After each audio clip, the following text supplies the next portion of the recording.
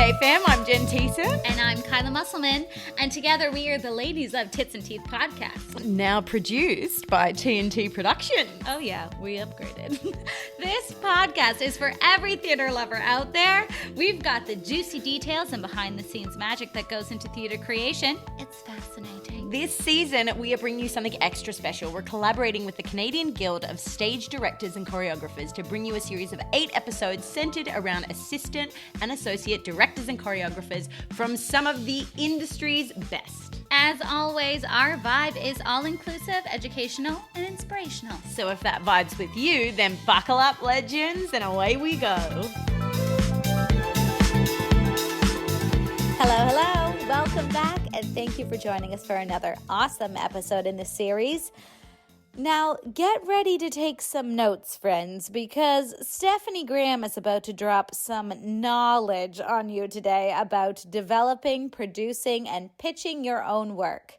To help us out, there are a few links in today's bio wherever you're listening to this podcast.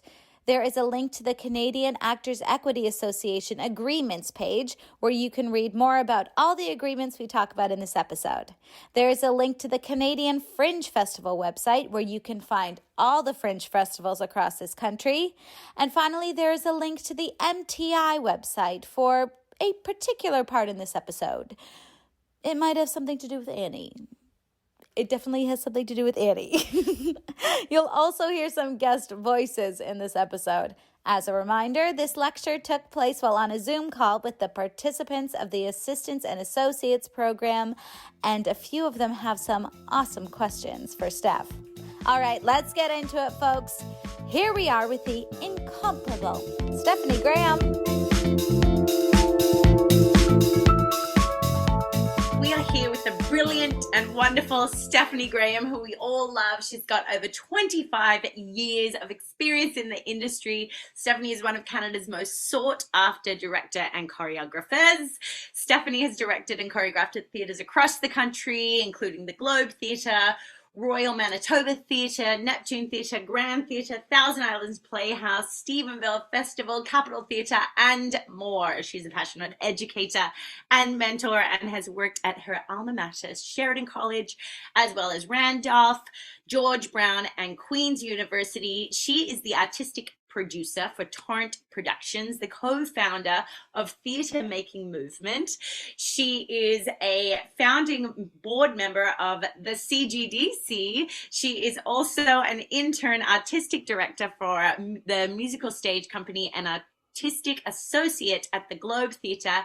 And she is here to talk to us about creating, directing, and pitching your own work. Ladies and gentlemen, Stephanie Graham. Hi, Steph. Hi. Hi, how are you? I'm so good. We love you so much. Thanks for being here. We really want to just dive right in today. So you've got an idea for a show. The idea is there. What do you do next? What happens next? Pre-existing work, new work, how does that all happen? Help us out. All right, so let's start with pre-existing work. Let's say, and I'm going to pick ridiculous examples just because, let's do that. So you want to put a production of Annie on. So you go, how do I get the rights for Annie? Well, there's 3 major companies for musicals: MTI, TRW, and Concord. Concord holds the rights. They've merged with Samuel French. So Concord is now the overarching company that holds all the Samuel French titles. So you need to go to their website. If you've never had a production company, you can just make up a name. You can get perusal copies for anything for free. Actually, I think on MTI, like $20, you register, and then you can get perusal copies of anything. I'm just going to take us through this because a lot of people don't know how much rights cost. And it's more than you think it is. And that's how those writers make their money, right, in licensing. So you go to the MTI website. Just for the recording, this is www.mtishows.com/Annie. And then it'll give you tons of information about the show. And then this little cost estimator thing on the right side of MTI is amazing. The rights are based on gross. So what the possible gross ticket sales you can have on here. You can just play around with this, like ticket price. Okay, I want to charge $20. How many performances? Maybe we have 10 performances. How many people in the audience? So 200, a little small theater, and you're going to run 10 performances, so probably over 2 weeks. And then you'll see the approximate cost, $6,000 to $8,000. So it's expensive. It's expensive to do previously licensed shows, and that's only a 200 seat house. So that's like smaller than Tarragon main space. They're small little houses, but writers deserve to get paid for their work. So that's what happens with, if it's new work, obviously, if you are creating with a company, you will organize your own rights with those writers, or some writers might say, we're investing in this now and we'll get profits later. There's lots of different versions of that's like a whole nother lecture. But the point is, you need to get rights. Then, of course, we need a venue. Where are you doing this show? Are you doing it at a theater already, or are you doing a found space? Pros and cons to both. Space that already exists is already going to have infrastructure, obviously, for sound, lights, all those kinds of things. A found space, while it may be cheaper to get or free perhaps, you're going to have to bring in lights, sound, all those things. So it's when you're figuring out your budget, and budgeting is a skill that we all need to go to get going on, because if you decide to go down the granting fund, you need to work on budgets. So venue, number one, where are you doing this show? What are you doing for set? Costumes, lighting, sound, props. So lots of people, lots of theaters already have stock, and that sometimes you can beg, borrow, and steal. Sometimes, Value Village is useful. Now, sometimes, you can borrow drama boxes, or if you want to do something bigger, maybe somebody already has a set piece that you can rent for pretty cheap. And again, with sustainability being a big issue, a lot of theaters now are really trying to find ways to recycle or rent out those pieces, especially costumes. So they're, not putting sets as soon as the closing night happens in the dumpster, thank goodness. With the price of lumber right now, many theaters are also just trying to rethink that a bit. So you can, if you have connections with other theater companies, a lot of them have rental policies. Or I think Canadian Green Alliance as well, they have stuff on their website too for shared things like that, Canadian Green Alliance. And there's also a great Facebook page, Production Resources Canada. And again, there's probably ones in every city around, and a lot of it's film and TV, but sometimes they're giving away stuff for free on there because they, again, just don't want to throw it in a dumpster. There's some great online ways to find really cheap sets, props, costumes, lots of options out there. Marketing. Obviously, how are you going to market your show? It's going to kind of be like grassroots, online, social marketing. Are you going to have paper? Are you like posters, flyers, all those kinds of things? Writing a press release. I think this is something you should all, if you've never written a press release, look at online. You can literally Google Stratford Shaw, choose one of the bigger theaters, MTC, Google what their press release is, and just look at the structure of it. And you can do it for a season announcement or show specific, because as someone who's producing your own work, you're probably going to have to write that press release. Otherwise, you're paying someone to do that. And again, those costs just keep rising. There's companies, I know in Toronto, I'm sure other cities, that you can bring a stack of posters and you pay a little fee and they'll poster it for you. So you're not walking around to every shop in the annex, or every restaurant, putting up your poster. There's companies that will do that. So you literally go and take a whole whack of your posters and you pick an area in the city that they do it. But again, I'm sure that exists in most of major cities in the country. But also, how are you going to run your box office? If you have a venue, maybe you have to use their box office system. And again, if you have a found space, what's your box office going to be? There's online places that don't charge a lot, like brown paper tickets, but now brown paper tickets, because of the pandemic, I would steer away from them. But they're TicketWise and obviously Eventbrite. There's lots of online things that don't charge a major service fee, or you can put it, so the ticket buyer has to incur that fee. So if you decide my ticket price is $35, the buyer will have to pay the service fee. So it's not actually coming out of the money that you're bringing in through box office. Also, are you going to have an equity cast? Are you going to have a non-equity cast? That's a whole decision you need to make. And there's lots of different contracts you can use. People find producing sometimes and like, oh gosh, I have to talk to equity. It's actually not scary. It's super user friendly. There's many different contracts, and I'm sure many of us have worked under all different levels of them. So if the festival policy, so if you're producing at the Fringe Festival, festival policy is a profit share policy, which means, so you put your play into the Fringe, you get chosen. And again, Fringe festivals are an amazing place to start directing and choreographing things because it's less stakes, but also the money part isn't as scary because the Fringe is taking care of, you know, some basic marketing. They're helping you with your venue. You still have to do a lot sort of grassroots on your own, promoting your show, but it's Fringe. I love Fringe, and I love producing at Fringe and doing stuff at Fringe because it just sort of takes the scariness of being on your own out of it, and you're part of a collective and you're in the Fringe program. And anyway, so the equity contract for that is called the festival policy. You only have to pay insurance for your performers who are equity, which I think, number one, you always want to have insurance. And I know we always like, oh, I gotta pay an insurance company. But at the end of the day, having those people covered, if something happens, get them on those equity agreements for the festival policy.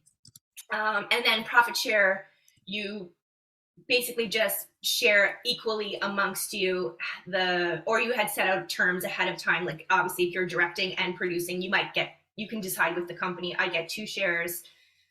Again, you can decide that amongst yourselves, and whatever profit, then you split it together. And most people, when they sign a festival policy as equity members, they know that, like, and again, you can have that conversation ahead of time. There's also, so not in festivals, just if you want to do a profit share, that's called the Artist Collective Policy, the ACP.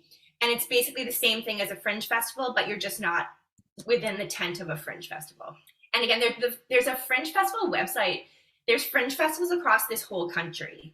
And you can actually, there's a big grant that you can apply for to take you to a couple Fringes. Like Fringe is really awesome. And if you've never participated or seen a show at Fringe, I highly recommend it. Like it's again, kind of Wild West grassroots, but it's so fun. And you see some really awesome work. Then going up the scale, the Indie 2.2 is the next sort of option. If you're not doing profit share, you feel like, I want to pay people. There's 2 different versions. You can sort of pay like people half of it as you go through rehearsals. And then once you're bringing in box office money, you can pay the rest later. It's sort of like a deferred payment kind of policy. Because of course, that big output in rehearsal is like when you're not making money, but you're having to pay people weekly and the money's coming in. So it's a kind of a cool way of deferring payment. The other option is you can pay people up front and then you don't have to worry about posting a bond.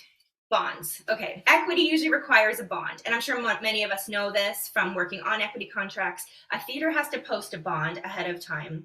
So if something goes south, and all of a sudden like the producer disappears, you as equity members, and I think everyone in this room probably is, you know, all your dues and your RSP and insurance, it's all in that little safety little bank, basically. And once the theater, and if anyone's been an equity liaison, signs off on the thing, that bond gets released to the theater company. That number, is like when they say like, oh, here's so much for the bond, it's like, oh my gosh, it's scary. It's scary.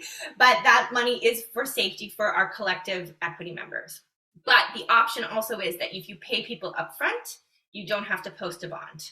So anytime I've been working with the Monster Collective, and I've gotten grant money, so I just pay people out the whole thing before we start, and I don't have to post a bond. And I've been in situations where a producer did disappear and our money was not going to equity, and thank goodness that bond was there, or we wouldn't have gotten that money.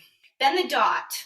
The DOT is basically the new guest artist policy. So if you are not a professional company that you've created, and you want to engage equity members, you can use the DOT. The DOT is much more expensive, but again, if you get a great grant from something, or that's the budget line that you've put in, you've based your budget on the DOT policy, that's really great. Then we go up into the rest of Canadian theatre, which is the ITA and the CTA. But there's also workshops, benefits, and fundraisers, which could be useful to this group too.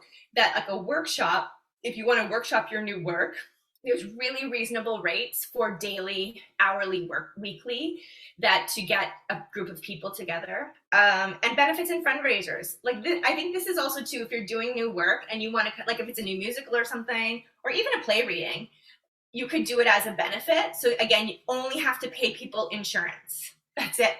If they agree, like, I want to come read your play, and you know what, we're going to do a fundraiser for our fringe show, but we're going to give you like a sneak peek of what Act 1 is like. It's like an insurance only contract. And then fundraisers are like actually if you're raising funds, and there's like a daily fee. But how do you pay for all this? Oh my gosh. How do you pay for it all? Okay, does anyone have grant experience already? Yes. Okay, look at this group. Yes.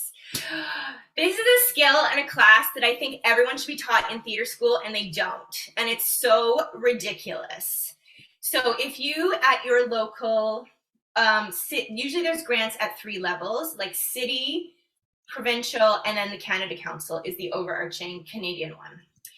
If any of those granting bodies have a workshop, I would highly recommend attending a grant workshop. Just follow them on social and all your levels of government. And if you've never written a grant, go take a workshop, and also, or even just try and dive in, because like it can be overwhelming. Like the questions are, and you have to start to articulate your artistic reasons why this play is important or this musical is important. You have to articulate how it affects the community, what community you're talking. So it's so beyond like, I want to do this play. Like if you're applying for grants, it's a bigger question, because I know they're giving you money, so they want to know that it's making an impact in the communities and how this work can translate beyond. It needs to be so much bigger. So again, I highly recommend taking workshops for grant writing. If you want to hire a grant writer to help you, you can do that. But again, that's more money out of your pocket. But I think it's really a good exercise that all artists should write some grants.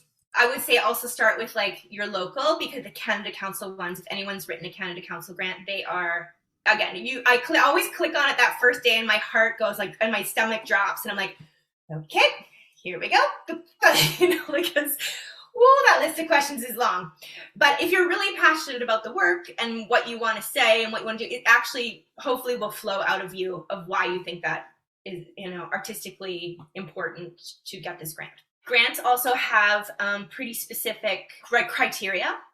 So, trying to figure out how your play can address the criteria, and they're really competitive. I just applied for a Toronto Arts Council grant, and the request from all the people was like $843,000 that people wanted, and they had like 90,000 to give away. So you have a 1 in 10 chance possibly of getting any money for anything. I did not get the grant, but the more you write them, the less that you kind of rolls off your back. The first 2 always sting, because you're like, this is a really good idea. This is so important. I think it's so great. And you're like, really? Okay. But, the more you write, it starts to roll off. And the more you write them, I think, again, the better you can articulate how much you care about this project. Sponsorships. That's obviously a great way. Unless you are already a not-for-profit and your company is a registered charity, corporations won't touch you. So if you're just like, my little indie theater company, you're going to have to already go down the route of becoming a not-for-profit, and then a registered charity, which is like a 3 to 5 year trajectory to make that happen if you've established a company. And what that means is that if someone donates to your company, they get a tax receipt. But it's through the government, and they want to vet and make sure that that's actually a charity, like you're actually being a charity before they do that. So it's a long process to make that happen. So if you're just like being like a little fringe company or something, like, don't stress. Use your connections. I think that is the big thing with sponsorships. Use your connections. Whatever relationships you have built in your life, the local coffee shop that you go to, the place you always buy pet food from, where you always get your scones, where you always do whatever. My insurance company, I was shocked. I didn't think this would happen, but I was producing a benefit and fundraiser to send kids to summer camp. This is a long time ago. And I thought, what do I have to lose? But I'm like, I pay how much to you guys every year? Car, like apartment insurance, whatever. And I was like, whatever, I'll call my broker. Well, we'll see. Fully called, did the full pitch, and because I wanted to cover the insurance for the equity members who were performing, because I thought, oh, that's a nice tie-in. They totally sent me the check for the like $300 or $400. I couldn't believe it. Oh, like cookies to sell at intermission. The bakery that we always go to, we're like, hey, would you mind like donating some cookies that we can sell at intermission? And they're like, sure. And I was like, okay. And they're like, how many do you want?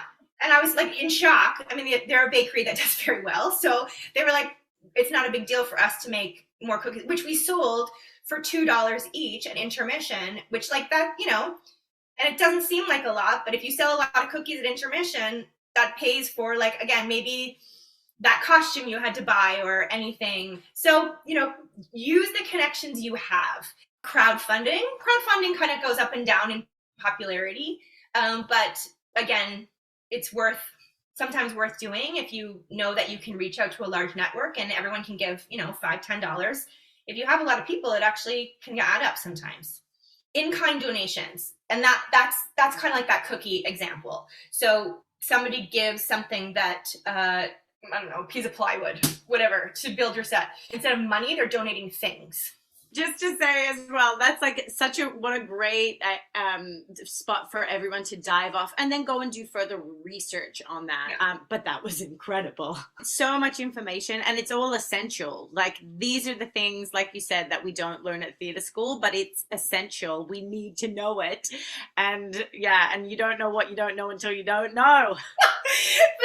But honestly, I think if you ever have the opportunity to produce something, it will change your life as far as an actor and a creator, because holy, you understand like so many more jobs and what, like, you know, we have to have admin and artistic. Otherwise, there's no way these shows will happen. And the amount of work it takes to get one person to buy a ticket is kind of extraordinary. Somebody has to see your ad or your postcard or something, like they have to be able to see that thing at least 3 times before they're actually going to go buy a ticket. So it's like if they have to get a social media ad or they see a poster somewhere or they're talking, like it has to happen. Like you can't just expect that one little video that you put online is going to all of a sudden sell like 100 tickets. It's a lot of work to produce theater. So I highly recommend it. If you have, again, something really exciting that you want to share and you want to direct or choreograph, do the Fringe. It's like, it's such a great trial by fire kind of producing and getting something up there that you feel really passionate about. Oh, I didn't say rehearsal space too. If you can, again, find a space that people can donate, or churches are really cheap. Churches are so cheap because they don't pay taxes anyway, but they always have like a room somewhere, like, you know, the utility, or not utility, but like a recreational room or something and the rental rates on churches are very cheap. That's always a good rehearsal space. Good tidbit. Okay, so you were talking about producers. You're in a room or you're at a coffee shop with a producer, and you have this brilliant idea because you're a brilliant director or choreographer. How do you go about, or how do you even get them to the coffee shop? How do you go about pitching a show? Tell us from start to finish. Yeah, I think as, you know, emerging directors and choreographers, we all have like big dreams and like, oh my gosh, I really want to direct this show. And I really want to, you know, we all think about those things all the time because that's how our brains work. Or I've like seen a vision of how I would do this show. And I mean, Canadian theater is mostly regionals, as we know, or small independent companies. We don't have a lot of like commercial producers. Canada's very different in that way. I don't know a lot about the American system, but it's a lot different with commercial producers that might shepherd a show. They might have the idea for it, or someone come to them, or they find some writers that they want to develop. The American system is very different than ours. So if you were like, oh, I really love this play, I really love Annie, I think it'd be really great for I don't know, I'm gonna make up a totally ridiculous example, but like the Seagull Center in Montreal, I think they should do Annie. And I really want to direct it because I have this great concept about it. Just doing a cold email to an artistic director isn't going to get you anywhere. Like, artistic directors have so much on their plate. And I think, I'm going to give an example. I once had an actor say to me, I want to be an artistic director because I get to pick the plays. And I started laughing because I was like, that literally is 1 to 2% of the job. The artistic director has so many other things on their plate. When I was working as a choreographer with Ruth Smiley at the Globe, at one point, she just turned to me on a break and she goes, I'm just going to run to the office to make sure the building isn't burning down. I'll be back. If I'm 5 minutes late, do you mind starting on like whatever choreographic number? And I was like, yeah, no problem. Like, so, you know, they're usually required to direct 2 to 3 shows in a season. Something like Magnus, Tom Curry, as part of his contract, originally he had to direct every single show, and he's been really trying to say that's ridiculous and getting the board to raise enough funds to bring in guest directors. I think he's been able to at least bring in like some choreographers and 1 or 2 guest directors a year, but that is what the board required of that job, which he's really trying to change. But again, at all the theaters, they're going to have to direct 1 or 2. So not only they're directing, again, the whole point is they have a lot on their plate. So again, I think you need to develop relationships with some of these people, especially if you've already worked at that theater, asking them to have a coffee just to get to know you before you pitch. I think that's, just you have to develop a relationship. So I want to direct Annie at the Seagull Center. Do you even know Lisa Rubin? Like, do you know who she is? Do you know what is Seagull's mandate? What is their vision? What is she programming already? Like, if it's something completely not in their mission statement or their values of the theater company, again, just having that knowledge ahead of time. All their vision statements and mission statements on their website. Or again, look at what they're programming already. Maybe you have a totally like out of the box idea, which might also be cool, but you have to figure out how does that fit in their mandate. Everything they do has to serve that mandate. Because again, most of our companies are regional not-for-profit charities.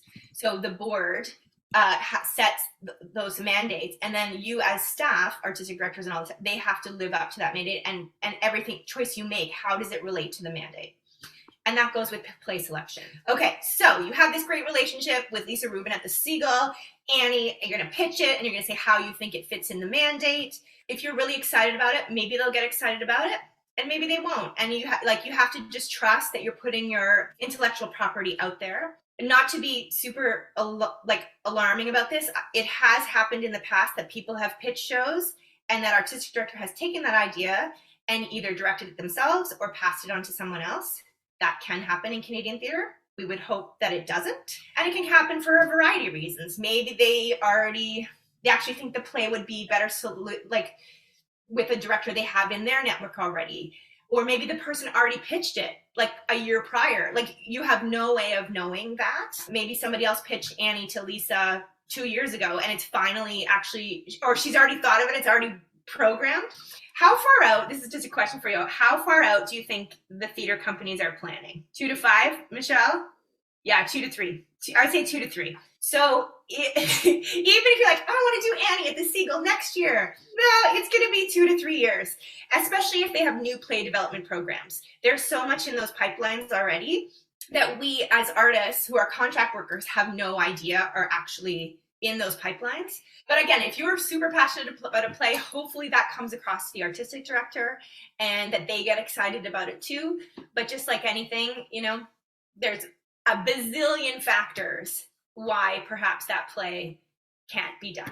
Let's talk about questions about that. Taryn, go ahead. When you see these years where it feels like a lot of companies are doing the same show within the span of like 12 months, obviously with the planning that goes like 2 or 3 years before, what is that phenomenon? Is it literally just, oh my God, the rights are out, I want to do that for years, let's all do it? Or is it a little bit more nuanced than that?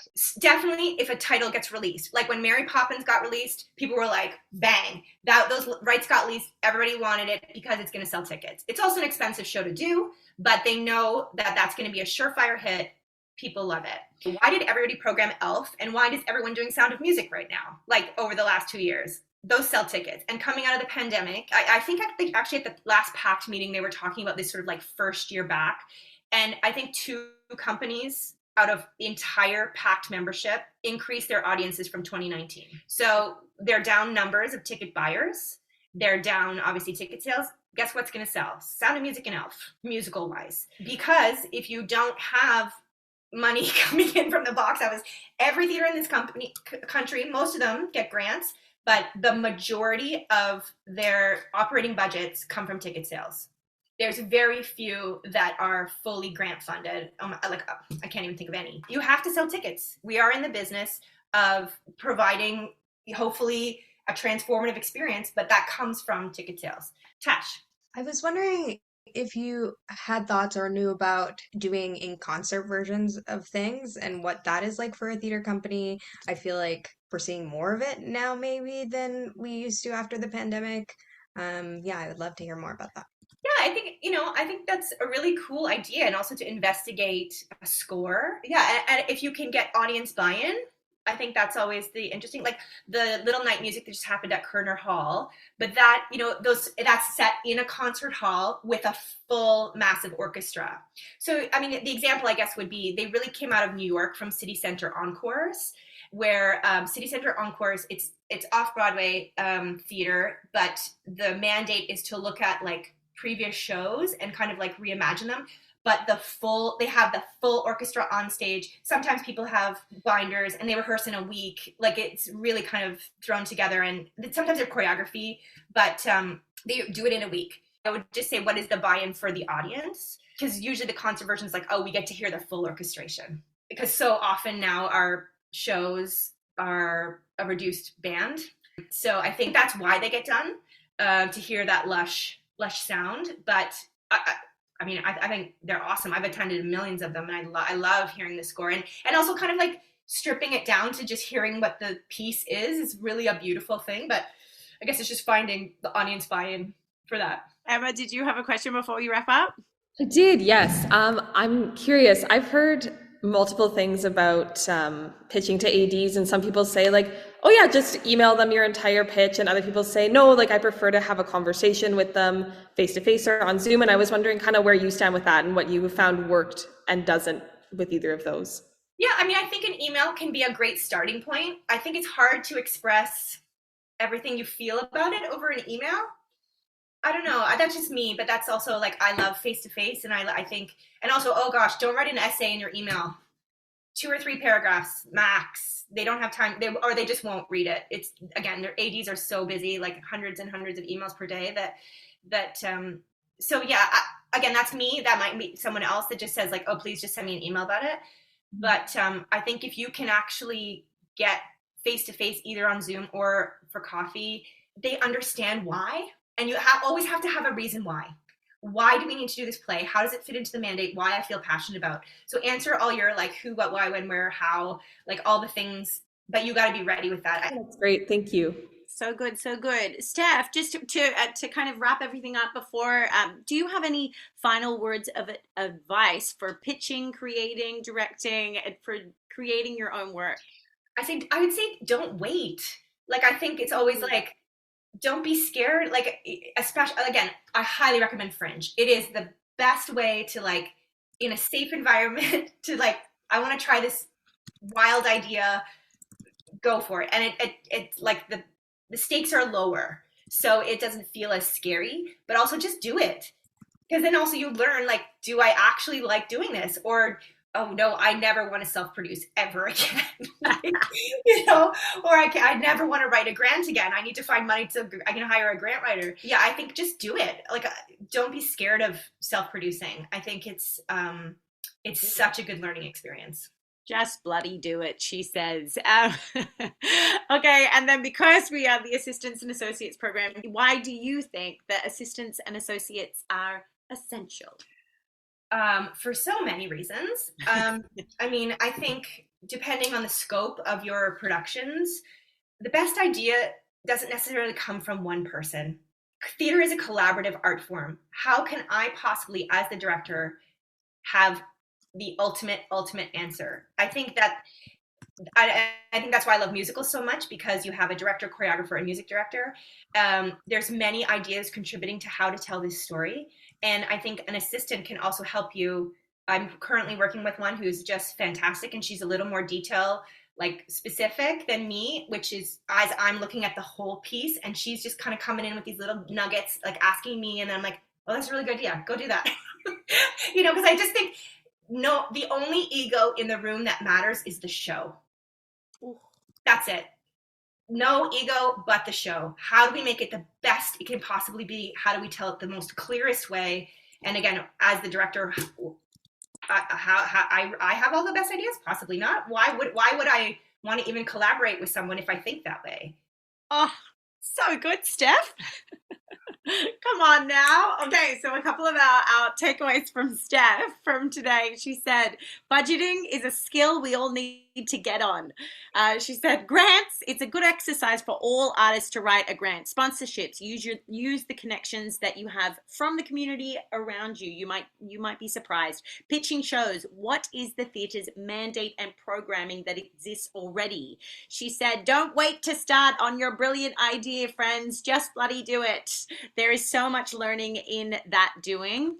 Even if it's a negative outcome, you learn so much from those failures, from those successes. She reminded us that theatre is a collaborative art form, and that the only ego in the room that matters is a show, is the show's ego. We love that, and we love you, Stephanie Graham.